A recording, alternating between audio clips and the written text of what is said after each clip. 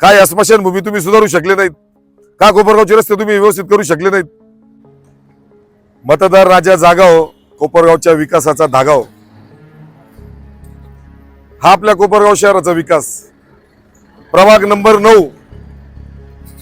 204 survey number आणि 214 survey number, त्यातून जाणारा हा रस्ता संभाजी महाराज स्मारकापासून तर गोकुळ नगरी पर्यंत 60 फुटी रस्ता, तिथून झालेला हा कमी रस्ता टाकळी नाक्यापर्यंत. दोन्ही बाजूला डिवाइड झालेली ही स्मशानभूमी ख्रिस्ती समाजाची कोपरगावच्या मध्यवर्ती ठिकाणी आहे. या स्मशानभूमीची दुरावस्था दाखवण्यासाठी, तिची आज व्यथा मांडण्यासाठी, सत्यता मतदार राजा हो तुमच्या समोर आणण्यासाठी, घरी बसल्या बसल्या तुम्हाला आपण जो पोटाला पीळ देऊन नगरपालिकेला कर भरतो, टॅक्स भरतो, त्यातून सुविधा आपल्याला काय मिळतात, ही सगळी सत्यता तुमच्या समोर आणण्यासाठी माझ्यासोबत तुम्ही चला.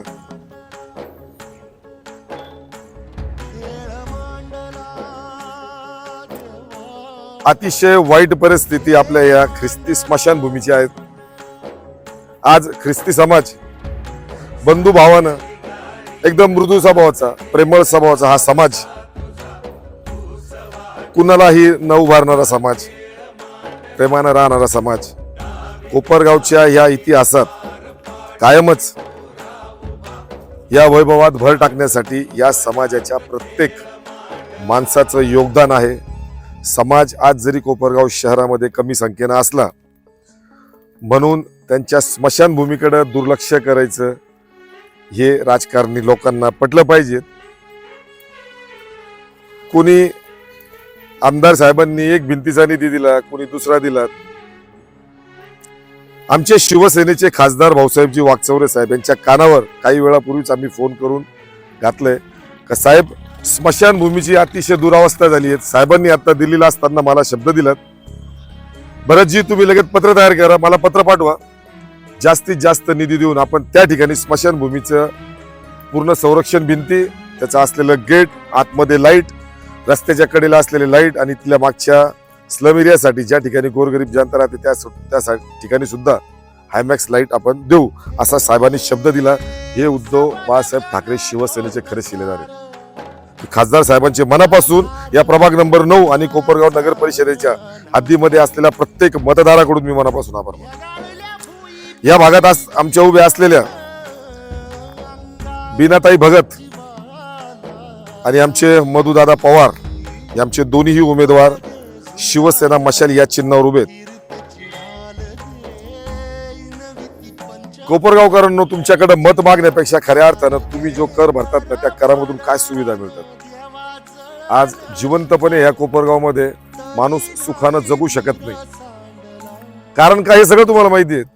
रस्त्यावरचे खड्डे, धूळ, पाण्यासाठी असलेला सगळ्यात मोठा प्रश्न माझ्या माता मौल्या ज्या वनवन करतात, आजही जवळजवळ 5 ते 6 दिवस आडपाणी. स्मशानभूमीत आल्यानंतर त्या माणसाने इतकं जिवंतपणे दुःख यातना सहन केले आहेत, पण इथं आल्यानंतर त्याला सुखानं त्याला देवघरी जाता आलं पाहिजे. पण ही अवस्था बघा, ही मानवी कवटी. मग याकडे नगरपालिका प्रशासन का लक्ष देत नाही? का वाईट परिस्थिती या स्मशानभूमीची झाली आहे. काटे इतकं गचपण या ठिकाणी वाढलंय. मध्ये येताना सुद्धा अक्षरशः विचू काट्याची, अर्थात साप सरपंची सुद्धा भीती वाटते. आज हे कुणाच्या तरी घरचे आज हे दफनविधी केलेले या ठिकाणी आपल्याला दिसत आहेत. का कोणी लक्ष देत नाही? फक्त मतांचा विचार होतो का? समाज कमी असलाय, त्या समाजाची आपल्याला मतं पडणार नाहीत, म्हणून त्या समाजाकडे दुर्लक्ष करायचं. कोपरगावच्या शहराच्या या वैभवात सगळ्या समाजाचं योगदान आहे हो. कुठलाही एक समाज त्यानं कोपरगाव शहर घडवलं नाहीये. छोटे सगळेच 18 पगड जाती, 12 बलुतेदार, सगळ्याच समाजाने कोपरगाव शहर घडवले. मग आज या स्मशानभूमीची इतकी वाईट परिस्थिती काय? हे बघा, सगळं वाढलेलं गवत. आता त्या बाजूनी नागरिक राहतात, त्या बाजूनी संरक्षण भिंती नाहीयेत, त्या बाजूनी संरक्षण भिंती नाहीत, या बाजूनी जी आहे ती संरक्षण भिंत पडलेली आहेत. मग त्या भागातून डुकर, गाढवं, जनावरं येतात. आणि या ठिकाणी जी दफनविधी झाली आहे त्याची विटंबना होते. ही नगरपालिका प्रशासनाची जबाबदारी नाही का? मग नगरपालिकेला मी कायम सांगतो, जर पोट तिडकीनं जर तो नागरिक जर तुम्हाला कर भरतो, नाही कर भरला तर तुम्ही त्याला व्याज लावतात. व्याज लावून जरी वसुली झाली तर तुम्ही नळाला खोट्या ठोकण्यापर्यंत जातात, तुम्ही दुकानाला कुलप लावण्यापर्यंत जातात. मग तुमचं काम नगरपालिकेचं नाही का ही सुविधा करायचं? मायबाप जनता हो तुम्ही बघा, ही सत्यता तुमच्या समोर आणतोय. माझा आजचा खेळ नाहीये, मी आज व्हिडिओ करत नाही, आज व्यक्त होत नाही. गेल्या 15 वर्षापासून सोशल मीडियाच्या माध्यमातून मी नागरिकांना तुम्हाला हेच ही सगळी सत्यता, जागरूक राहा हेच तुम्हाला सांगतो. आज कोपरगावचं जे वाटोळ बाजारपेठेचं झालंय ना ते फक्त ह्याच गोष्टीमुळे. धर्मात, जातीत, भावाभावात, मंडळात वाद लावून देणारे हे राजकीय लोक आज नौटंकी करतायत. कालच्या व्हिडिओच्या माध्यमातून सांगितलं, नाले नद्या साफ करण्यासाठी आता उतरतायत, आता झाडू हातात घेतायत, फोटो काढतायत, पुन्हा 5 वर्ष गायब. इतकी वाईट परिस्थिती या लोकांनी केली आहे. 2 या सागर सम्राटांचे 2 सरदार उभे आहेत, आज फक्त नौटंकी चालू आहे त्यांची. जे दुसरे पक्ष आहेत त्या पक्षांना संपवण्याचं काम, त्या पक्षाचा पुढे आलेला जो कार्यकर्ता असेल त्याच्या तडीपारी काढणार, त्याला पोलीस स्टेशन मध्ये नेऊन, त्याला कोर्टात नेऊन त्याचा वेळ घालवणार. अशा पद्धतीनं हे नौटंकी बाजपणा जो आहे, ही नौटंकी बाजपणा हा मतदार राजा तुमचा आता खऱ्या अर्थानं खरा चेहरा फाडल्याशिवाय राहणार नाही, लक्षात घ्या. खरा चेहरा जनतेसमोर येला तर ही बघा स्मशानभूमीची अवस्था, हिंदू स्मशानभूमीची पण हीच अवस्था आहे. ते सुद्धा मी नियमितपणे सांगत आलोय. त्या ठिकाणी सुद्धा अंत्यविधी चालू असताना गाढवं, डुकर, जनावर त्या ठिकाणी येतात. अंत्यविधी करणारे जे लोक असतात त्यांना ते जनावर हाकलण्यात वेळ जातो. शेवटचा अखेरचा निरोप देण्यासाठी सुद्धा त्या नागरिकांना त्या ठिकाणी स्वस्त बसू दिला जात नाही, शांत बसू दिला जात नाही. मुख्याधिकारी साहेब वाईट आहेत. कोणाचं ऐकतायत आपण? कोणाचं ऐकून आपण कारभार करतायत? आज जर बघितलं, हे 204 सर्वे नंबर, तो 214 सर्वे नंबर, प्रभाग नंबर 9 या भागात अशी परिस्थिती आहे. अनेक लोकांनी अतिक्रमण केली, त्या ठिकाणी खाऊगल्ली सारखे हॉटेल टाकलेत. का आपण अधिकार नाही का आपल्याला? मुख्याधिकारी साहेब, कलेक्टर साहेबांना सांगा तुम्ही, जे लोक उमेदवारी करतायत त्या लोकांनी अतिक्रमण केलं आपल्या प्लॉटवर, पैसे कमवत आहेत, उमेदवारी करतात. आणि आज ज्या जनतेला, हे सह्याद्री कॉलनी मधले अनेक लोक आहेत, अनेक माझे नागरिक आहेत, त्या नागरिकांना असं वळसा घालून यावं लागतं. या ठिकाणी जायचं असेल तर का सरळ रस्ता होऊ शकत नाही स्मशानभूमीच्या भिंतीला घेटून? 2004च्या डीपी मध्ये, आता 2022-23च्या नवीन डीपी प्लॅन मध्ये जर सगळं सांगितलंय, सगळं व्यवस्थित तिथं मांडले गेलंय.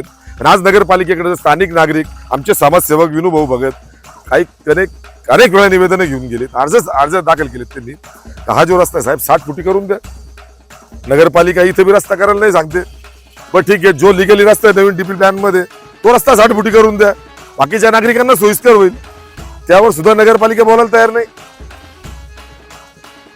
नगरपालिकेचं म्हणणं अतिक्रमण आहे, त्यामुळे या लोकांना सुविधा मिळत नाही. मग या लोकांनी राहायचं कसं? हे जे सगळे इथं नागरिक राहतात, हे कोपरगावच्या वैभवात कायम भर घालणार आहेत. कोपरगाव वाढवण्यासाठी या लोकांनी कष्ट केलेत, अख्ख्या पिढ्या या लोकांच्या गेल्या आहेत. मग या लोकांना सुविधा का मिळत नाही? मग यांना लाईटाची सुविधा नाही, यांना पाण्याची सुविधा नाही, यांना कचरा गाडी त्यांच्या भागात जात नाही, कचरा त्यांच्या भागात साचतो. हे आता इथं सगळं गचपण वाढलंय. इथलं जे होणारे डास आहेत त्याच्यामुळे सुद्धा त्रास होतोय. ख्रिस्ती समाजाचे लोक प्रेमळ आहेत, ते लोक बोलत नाहीत, म्हणून असा गैरफायदा प्रशासनाने घेऊ नये. ते सुद्धा माणसं येतो, त्यांना सुद्धा जगण्याचा अधिकार आहेत. मग त्यांची अशी स्मशानभूमीची का विटंबना करतात? मतं मागायला येणारे सगळेच पक्षाचे लोक एकदा या स्मशानभूमीत या बघा. हिंदू स्मशानभूमी, मुस्लिम स्मशानभूमी, हिंदूंची स्मशानभूमी, सगळीकडे जाऊन बघा. खरं सत्य तिथं हो. शेवटचं काय परिस्थिती स्मशानभूमीच्या? फक्त भिंतीसाठी निधी दिला म्हणून चालत नाही, लाईटासाठी निधी दिला म्हणून चालत नाही. त्या ठिकाणी वॉचमन असला पाहिजे, त्या ठिकाणी स्वच्छता असली पाहिजे. कारण भावना आमच्या त्या ठिकाणी आम्ही व्यक्त होतो. आमचा गेलेला माणूस असतो त्याच्याकडे आम्ही जाऊन आमचं भावना व्यक्त होतो, दुःख व्यक्त होतो. हे हिंदू संस्कृतीमध्ये आहे, ख्रिश्चन संस्कृतीमध्ये आहे, मुस्लिम संस्कृतीमध्ये आहे. गेलेल्या माणसासंग जाऊन त्या स्मशानभूमीत जाऊन बोलतो त्या माणसाची. आमच्या भावना आहेत, आमचं दुःख आम्ही त्या ठिकाणी व्यक्त करतो. आमचं दुःख हलकं होतं. त्याची विटंबना तुम्ही करतात का? रस्त्यांची सुविधा भेटत नाही. मुख्याधिकारी साहेब, या व्हिडिओच्या माध्यमातून मी तुम्हाला सांगतो, लवकरात लवकर डीपी मध्ये जो रस्ता दाखवलेला आहे त्या रस्त्याचं काम झालं पाहिजे, किंवा या नागरिकांचं म्हणणं हा 60 फुटी रस्ता आम्हाला करून मिळाला पाहिजे, त्याप्रमाणे तो रस्ता झाला पाहिजे. नागरिकांना सुविधा मिळाली पाहिजे. अंतिम सत्य जे त्या ठिकाणी व्यवस्था चांगली असली पाहिजे. आता ही परिस्थिती बघा, या बाजूला ही पूर्ण भिंत पडलेली आहे. त्या बाजूला एक गेट दिसतंय, ते सुद्धा पूर्णपणे पडलेलं आहे. या ठिकाणी काही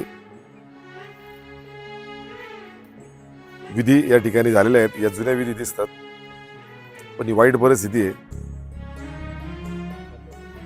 काटे कुठे वाढले, जनावर या ठिकाणी येतात, या ठिकाणी नशेडी लोक येतात, दारू पितात. अक्षरशः या ठिकाणी लोक रोजचा सकाळचा विधी करण्यासाठी सुद्धा येतात. अशी सुद्धा परिस्थिती आहे. शेजारच्या नागरिकांनी आम्हाला सांगितली, कोण कोणाला बोलणं, कोण कोणा संघ अशी दुश्मनी घ्यायला. मग मुख्याधिकारी साहेब, याची काळजी आपण घेतली पाहिजे. बऱ्याच असे व्हिडिओ सोशल मीडियाच्या माध्यमातून सत्यता जनतेसमोर आणताना अनेक जण माझ्या बाबतीत अफवा करतात. सौ सपना भरत मोरे या उद्धव बाळासाहेब ठाकरे शिवसेना मशाल चिन्ह घेऊन उभे आहेत. आता विरोधक अफवा करतायत आम्ही मॅनेज झालो, आम्ही कुणाच्या तरी सांगण्यावरून कुणाला तरी पाडण्यासाठी उभे आहेत. ना काळेशी घेणं, ना कोल्हेशी, ना भाजपाशी घेणं, ना राष्ट्रवादीशी. आमच्या सोबत आहे महाविकास आघाडी. कोणाच्या सांगण्याहून नाही आणि मायबाप जनता कुणाला मॅनेज नाही आणि मी माघार घेण्यासारखं नाही, ही माझ्या बाबतीत अफवा उठवली जाते. 2 हात एक मस्तक. निवडून दिल्यानंतर 5 वर्ष सतत तुमच्या संपर्कात, तुमचं कुठलंही काम असो, तुमच्या कामाला 100% प्रामाणिकपणे निर्मळ स्वच्छ हेतूने तुमचं काम करण्यासाठी येणार. आणि विचार सांगितलं जातं, अफवा केली जाते कसं निधी येणार नगराध्यक्ष झाल्यानंतर. आमचे शिवसेनेचे खासदार आहेत भाऊसाहेबजी वागचौरे साहेब, त्यांचा इतिहास आहे, इतिहास बघा त्यांचं. अनेक ठिकाणी साहेबांनी निधी दिलाय. नगराध्यक्ष झाल्यानंतर साहेब, आता आमचे साहेबांचे स्विस सहाय्यक शंकरजी शिंदे साहेब सुद्धा आमच्या समोर आहेत. ते हे सांगण्यासाठी झालेत, नागरिकांना काळजी करू नका, केंद्रामधून जास्तीत जास्त निधी खासदार निधीमधून आम्ही आणू आणि कोपरगाव शहराचं काम केल्याशिवाय शांत बसणार नाही. आणि कोण म्हणतो आमदार खासदारच पाहिजेत, मंत्री पाहिजे? सर्वसामान्य माणूस सुद्धा जास्तीत जास्त निधी आणून कोपरगाव शहर वासियांचे काम करू शकतो. त्यातली आम्हाला सगळी माहिती आहे. पण आमच्या बाबतीत जे अफवा उठवणार आहेत, नक्कीच तुमच्या पायाखालची वाळू घसरली आहेत. अशी अफवा करू नका. समोरासमोर या, समोरासमोर नाही तुमच्या अंगावरचे कातडे काढील. कारण इतके गुन्हे तुम्ही केलेत, इतक्या चोऱ्या लबाड्या तुम्ही केल्यात, हे सगळं मी जनतेसमोर विश्वरत्न डॉक्टर बाबासाहेब आंबेडकर स्मारकाच्या त्या मैदानावर बोलल्याशिवाय राहणार नाही. खोटं नाटं बोलू नका, अफवा करू नका. आम्ही जनतेच्या संपर्कात आहेत, आम्ही जनतेसाठी लढा देतोय, आम्ही आमच्या कोपरगावच्या विकासासाठी लढा देतोय. जो आमचा पॅनल आहे, आमच्या पॅनलमध्ये लोकांना जाऊन धमक्या देतात उमेदवारांना, पैशाचं आम्हीच दाखवतात. तुमच्याकडे कारखान्याची यंत्रणा आहे, कारखान्याचा पैसा आहे म्हणून अशी दडपशाही करू नका. पण आमचा एकही शिलेदार महाविकास आघाडीचा एकही उमेदवार फुटण्यासारखा नाहीये. तुमचे माणसं गेल्यानंतर आमचे माणसं आम्हाला सांगतात त्रास देऊ नका. अशी सत्यता जर तुमच्या हिंमत असेल तर या आणि सत्यता मांडणं. का तुमच्या नेत्यांनी 50-50 वर्ष सत्ता असताना या गोष्टी केल्या नाहीत? काय स्मशानभूमी तुम्ही सुधारू शकले नाहीत? का कोपरगावचे रस्ते तुम्ही व्यवस्थित करू शकले नाहीत? तुमच्याकडेच आमदारकी होत्या ना, तुमच्याकडेच आमदारकी आता. का पाण्याचा प्रश्न मिटत नाही? आणि मग आमदार साहेब म्हणतात माझा नगराध्यक्ष तुम्ही निवडून द्या, मग काम होतील. तुम्ही आमदार आहेत ना तालुक्याचे, मग का तुमच्याकडून काम होते? नगराध्यक्षकडून काय होणार आहेत? तुम्हाला फक्त सत्ता पाहिजे बस. आलेला निधी कसा वाटवायचं आणि कसं त्याचं कमिशन तुम्ही सगळ्यांनी वाटून खायचं, हाच धंदा तुमचा आहे, हा असा आरोप आहे आमचा. आमच्यावर आरोप करतात, आमच्या बाबतीत अफवा करतात. जनतेला स्पष्टपणे सांगतो, आमच्या बाबतीत अफवा करतायत कारण यांच्या पायाखालची वाळू घसरली आहे. आणि मरेपर्यंत आम्ही कोपरगावची सेवा करणार. मुख्याधिकारी साहेब, आता तुम्हाला शेवटची वॉर्निंग, एवढ्या 8-10 दिवसाच्या आत याचा निकाल लावा. व्यवस्थित साफसफाई या ठिकाणी गेट झालं पाहिजे, या ठिकाणी सुविधा मिळाल्या पाहिजेत आणि 60 फुटी रस्ता जो आहे तो रस्ता झाला पाहिजे. निवडणुकीशी मला घेणं नाही, जनतेच्या हितासाठी, जनतेच्या आरोग्यासाठी, जनतेच्या वहिवाटीसाठी, जनतेच्या उद्योग व्यापारासाठी तो रस्ता झाला पाहिजे. जय हिंद, जय महाराष्ट्र, जय संविधान.